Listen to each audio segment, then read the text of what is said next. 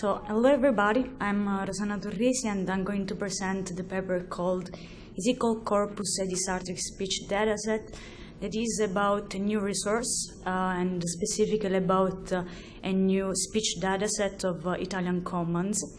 And this is the result of a collaboration among different institutes, university, and of course the hospital of Ferrara. So before going to the core of the corpus, I'm going to give you a bit of an overview about what is dysarthria, why do we need the dysarthric speech corpus, and what are the existing resources. So dysarthria is a motor speech disorder common in elderly people and as a consequence of several diseases such as amyotrophic lateral sclerosis, Parkinson's disease, post-stroke phases, and so on. Generally speaking, it consists in motor control abnormalities and low speech intelligibility. I don't know if you can hear, maybe not, no, okay, it doesn't work, but sometimes you can even not understand anything about what they say.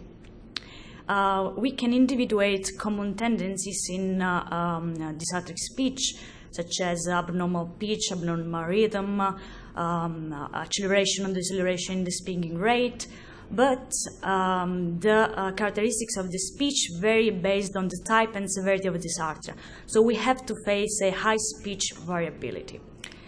As you can imagine, for dysarthric patients, having access to assistive technology is fundamental.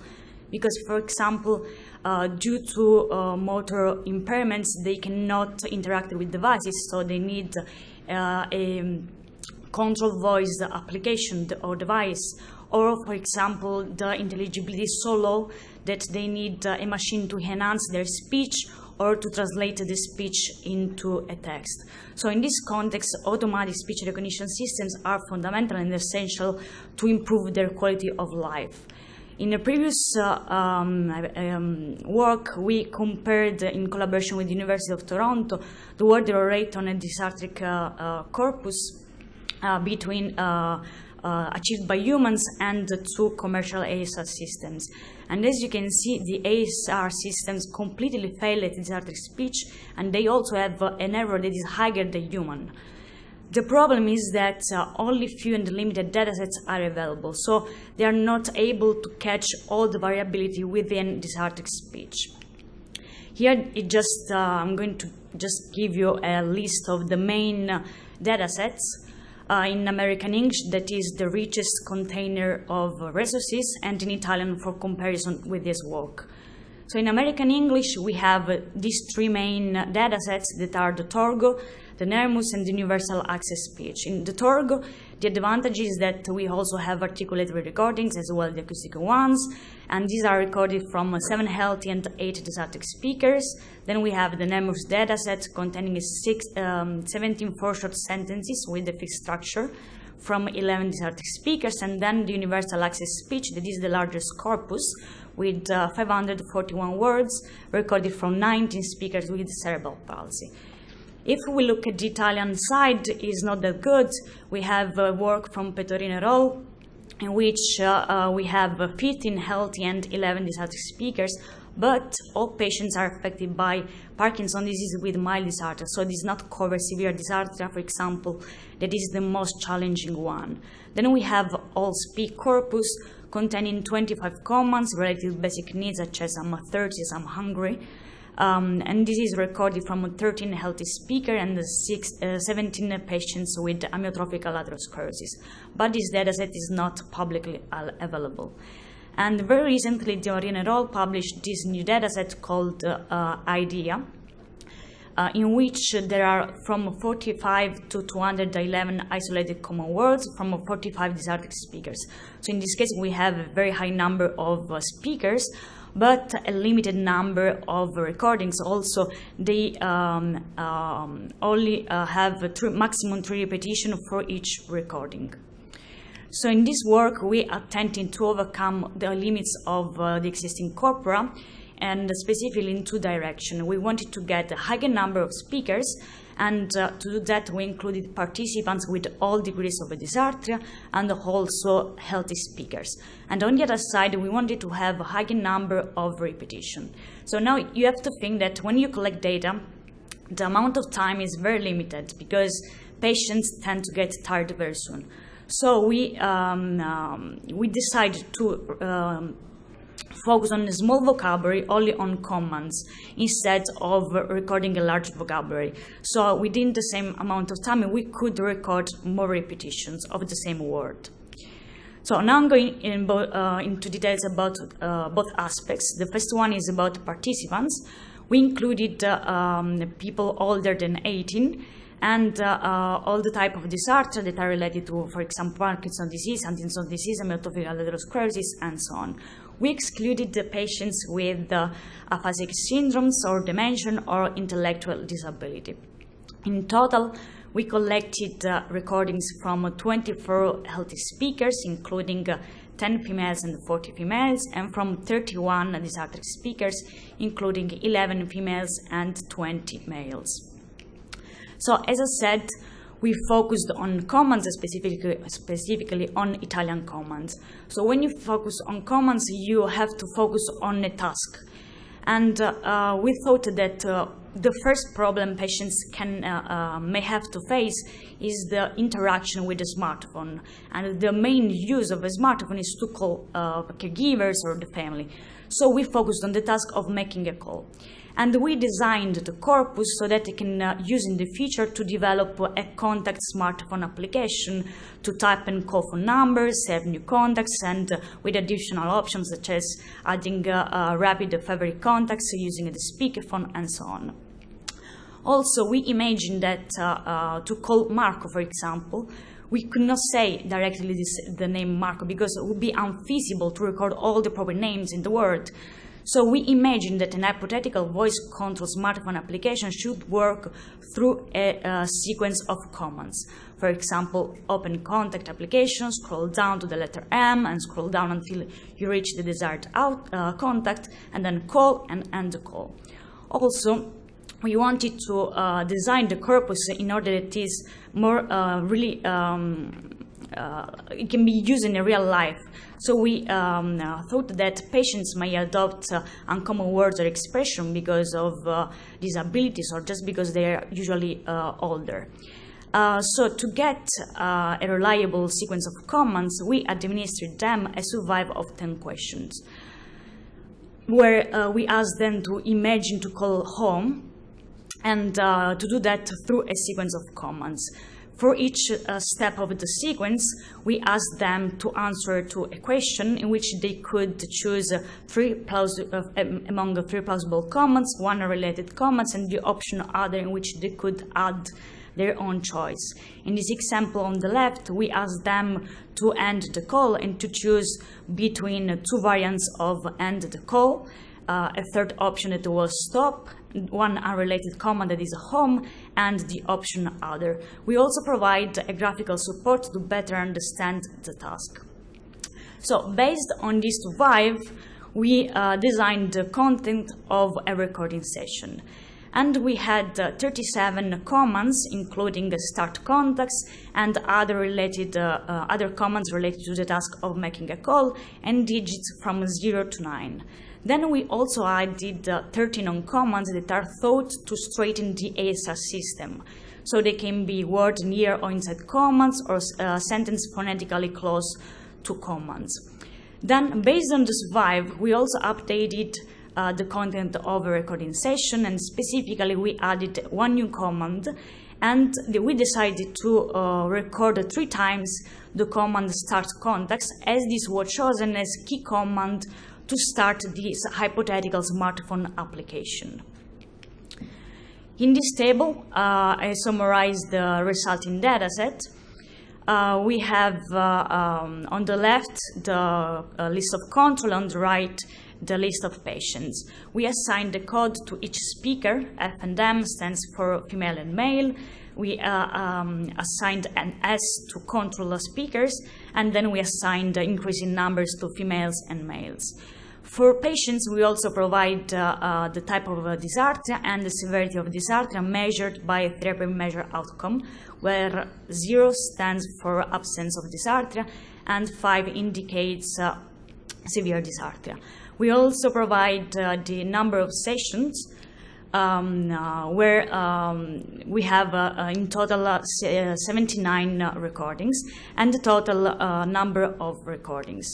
This table just summarizes the previous one, so we have 55 speakers and the number of sessions that vary from 2 to 8, but for most of them we have 6 sessions that correspond approximately to 20 minutes of recordings, and we have 1,386 of recordings in total. Finally, we evaluated a subset of our corpus on 2 well-known ASR systems. As you can see, there is a huge discrepancies of the word error rate on controls and patients. Also for M11 and M14, we have word error rate higher than 100%.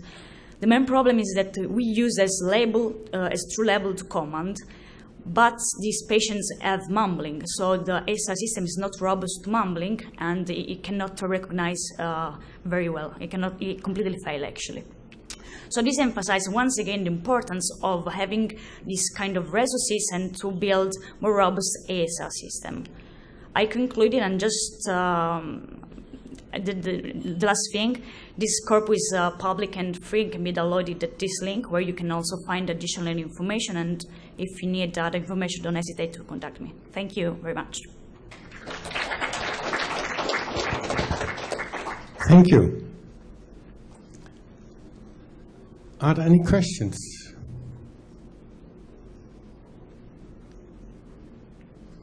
Online? Not yet.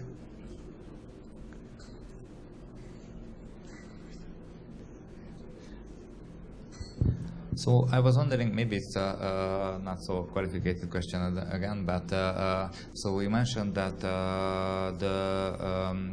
one of the limitations of an earlier corpus is that there was a low number of repetitions. Yeah.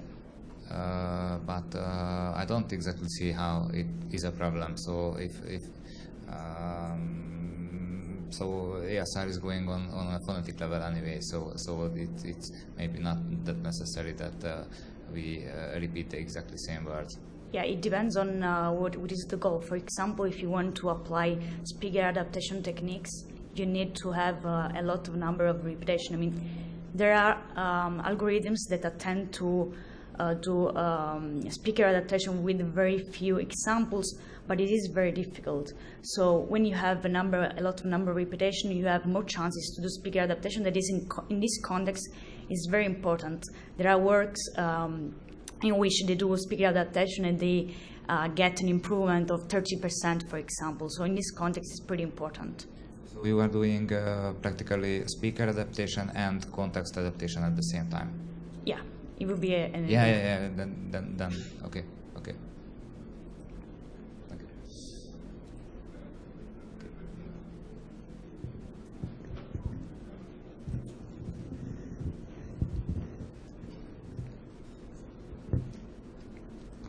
Yeah, just a quick question out of curiosity. I hope I didn't miss it in the talk. How did you collect the data? Like, did you invite the participant to the lab and record it with high-quality microphone, or just like regular smartphone microphones? We used a smartphone because we thought that it was the closest thing to the real-life situation, and we had an application in which we displayed the word that has the command that has to be read, and it just read the command.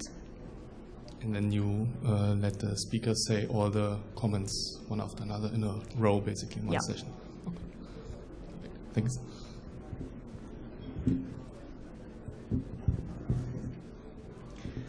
We have received one question and one comment. The comment is nice presentation. Thank you. And we have a question of, hi, can you estimate how many hours of dysarthric speech your corpus contains? Are audio signals recorded in clean or noisy environment? What supervision labels in addition to the text they have? So it's actually three questions. So, first question was the number of the time of recordings. Yeah. So we did not count the time, but on average, as I said, we recorded 6 sessions for each speaker, that is around 20 minutes, and we have 55 speakers, so it will be 18 hours more or less. We recorded that in a kind of empty room in the hospital, but there was noise because it's impossible to get like not an empty noise room. But on the other side, it's also better to have a bit of noise because in real life you don't have a clean audio, never. And the last question was, it was supervised? What supervision supervised labels in addition to the text they have? So what annotation do you need except the exact words for training, I guess? For training, I think that you just need the label. I mean, in a very nice word, we wouldn't need even the label, just like unsupervised methods, but I think that it's enough to have the label. And also we reported the severity of dysarthria, and this may be particularly useful if you do speaker adaptation. If, for example, as the previous speaker showed, if you adapt, if you use as a pertaining set a set of speakers that are closer to you, like that they have similar severity or similar type of dysarthria, this may be useful. So I think that depends on how you set your algorithm. You could use also this additional information. Okay. In the meantime, one more question. Hi, Turrisi. Do you run any analysis of speech sample in your dataset and speech breathing? So which? Speech breathing. No, I did not actually. No, but it may be interesting to check. Or if or if this mumbling causes the main problem, maybe have even detector for such vocalizations could also have. Yeah, mumbling is one of the main problems, I say, in dysarthric speech. But the fact is that not all patients have mumbling. Is not also related to the type of the severity of dysarthria, but it's more related to the type of dysarthria. So it would be good to discern between the problems that dysarthric speakers have. Thank you.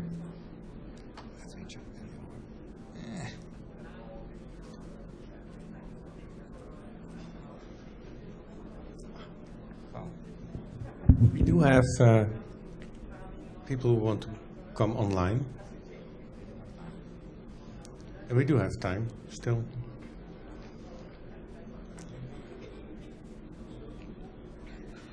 No.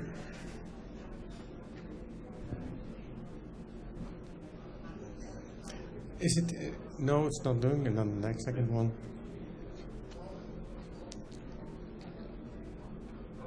Kick out. No, yeah, he's online. It's okay.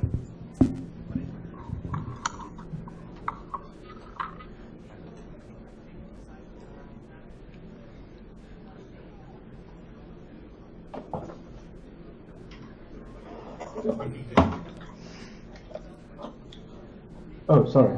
Hello. Hello. Oh, hi, Turrisi. I'm sorry, I didn't realize I'm online. I just asked one question about the speech breathing, because recently for the pandemic COVID caused a lot of the lung functions. And I noticed you made a very interesting database, because now we try to collect the speech sample from some COVID or lung dysfunction patient and look at the speech pronunciation. So that's why I want to ask, do you analyze between the speech breathing and the articulation? But your answer is no, so that's fine. But I think your research is very interesting, because exactly currently we try to collect the patient speech sample, especially for the articulation. So probably you give us some inspiration. So thank you very much. It's a very good talk. Yeah, thank you. I think that I didn't work on breathing. I always focused on ASR system more or less, and but I think that The advantage of this corpus is that it contains all types of dysarthria and all severity of dysarthria. So you have access to a large landscape of the disease, and you can try to understand if there is some discrimination in some features like breathing, for example, as you said. So yes, yeah, okay, right. Thank you. It's a very good talk. Thanks a lot. Thank you.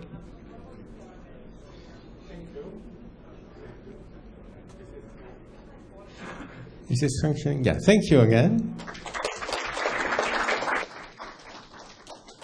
I would again like to thank all the speakers, and this concludes this first session because this was the last talk. Thank you all, and have a nice day.